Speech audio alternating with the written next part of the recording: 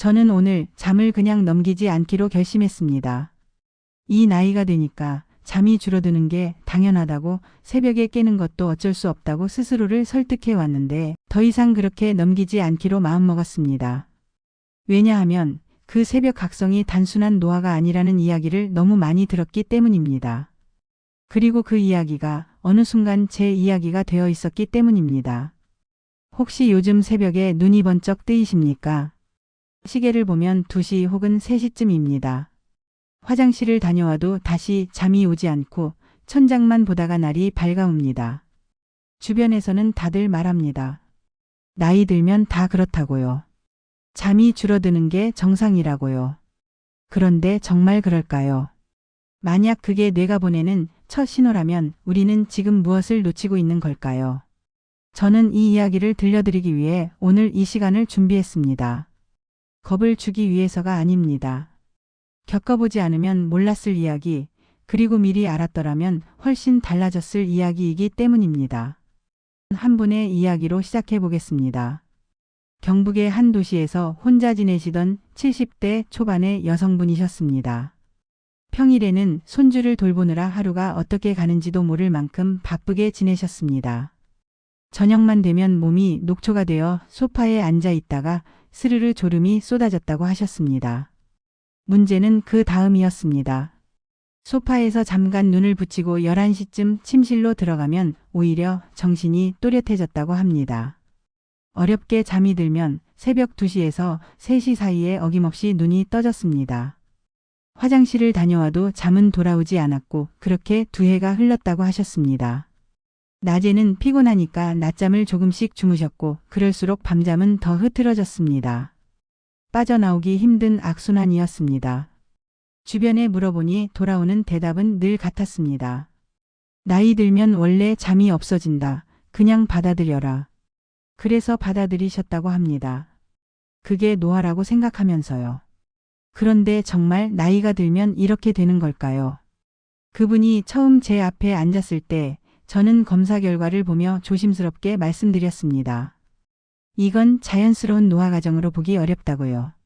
그동안 당연하다고 넘겼던 새벽의 각성, 체념하며 보내온 밤들이 사실은 몸이 보내는 신호였을 수 있다고요. 이 이야기는 특정한 한 사람의 문제가 아닙니다. 지금 이 방송을 듣고 계신 분들 중에도 비슷한 밤을 보내고 계신 분들이 계실 겁니다.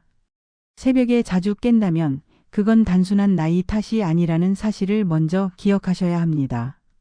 그렇다면 왜 새벽에 자꾸 깨는 걸까요? 여기서부터 이야기가 조금 달라집니다. 많은 분들이 잠을 못 자서 몸이 망가진다고 생각합니다. 그런데 실제로는 몸의 변화가 먼저 시작되고 그 결과로 잠이 흐트러지는 경우가 많습니다. 대표적인 것이 수면 호르몬입니다. 밤이 되면 우리 뇌는 이제 쉬어야 할 시간이라는 신호를 보내는데 그 역할을 하는 물질이 점점 줄어듭니다.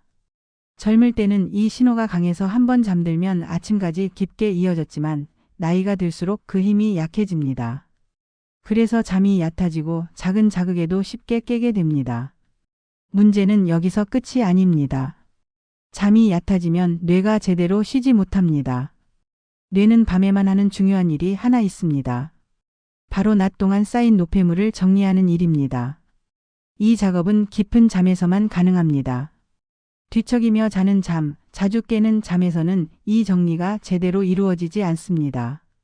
이 노폐물 중에는 뇌 건강과 직결되는 물질도 포함되어 있습니다. 시간이 쌓일수록 기억력, 집중력, 판단력에 영향을 미칩니다. 처음에는 물건을 어디에 두었는지 자주 잊는 정도로 시작하지만 점점 일상에 불편을 주게 됩니다. 그런데도 많은 분들이 이렇게 말합니다. 잠 좀 못 자는 게 무슨 큰일이냐고요. 나이 들면 다 그렇다고요. 하지만 그 말 뒤에 숨겨진 결과는 결코 가볍지 않습니다. 그래서 저는 늘 강조합니다. 60대 이후의 불면은 단순한 불편이 아니라 관리가 필요한 신호라는 점을요. 무서워하실 필요는 없습니다. 다만 가볍게 넘기지 말아야 합니다. 여기서 많은 분들이 선택하는 방법이 하나 있습니다. 바로 약입니다. 잠이 안 오니까 약을 찾습니다. 처음에는 효과가 있는 것처럼 느껴집니다. 눈을 감고 누워있는 시간이 늘어나니까요. 하지만 아침이 되면 이상하게 개운하지 않습니다. 머리가 멍하고 낮에 더 졸립니다. 그 이유는 단순합니다. 겉으로는 잠든 것처럼 보여도 뇌가 깊이 쉬지 못했기 때문입니다. 깊은 잠이 줄어들면 뇌의 회복 과정도 함께 줄어듭니다. 게다가 일부 약물은 균형 감각과 근력을 약하게 만들어 밤중에 넘어질 위험도 높입니다. 특히 시니어에게 낙상은 회복이 쉽지 않은 큰 사건이 될 수 있습니다. 그래서 약은 답이 될 수 없습니다. 정말 필요할 때 짧은 기간 동안 보조적으로 사용하는 선택지일 뿐입니다. 그렇다면 새벽에 깨는 진짜 원인은 무엇일까요? 많은 분들이 화장실 때문이라고 생각합니다. 하지만 검사 결과를 보면 실제로는 잠이 먼저 깨고 그 다음에 화장실 신호를 느끼는 경우가 더 많습니다. 순서가 반대인 셈입니다. 또 하나 놓치기 쉬운 원인이 있습니다. 자는 동안 호흡이 불안정해지는 경우입니다. 본인은 기억하지 못하지만 뇌는 계속해서 미세하게 깨어납니다. 이 작은 각성이 반복되면 깊은 잠으로 들어갈 수 없습니다. 겉으로는 오래 잔 것 같아도 몸은 쉬지 못한 상태가 됩니다. 여기에 더해 평소 드시는 약이나 영양 상태도 영향을 줍니다. 혈압이나 심장을 위해 복용하는 약 중에는 수면 신호를 약하게 만드는 것들도 있습니다. 또 특정 영양소가 부족하면 밤에 다리가 불편해 잠을 설치는 경우도 생깁니다. 그래서 중요한 건 무작정 참고 버티는 게 아니라 원인을 하나씩 점검하는 일입니다. 잠은 의지로 해결되는 문제가 아닙니다.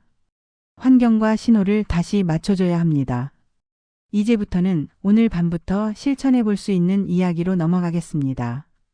아주 거창한 변화가 필요하지는 않습니다. 작은 것 하나만 바꿔도 밤은 달라질 수 있습니다. 먼저 침실 환경입니다. 잠드는 공간은 생각보다 중요합니다. 너무 따뜻하지 않은지, 불빛이 남아있지는 않은지 점검해 보셔야 합니다. 빛은 뇌를 낮이라고 착각하게 만듭니다. 자기 전 화면을 오래 보는 습관도 마찬가지입니다. 다음은 몸을 이완시키는 간단한 방법들입니다.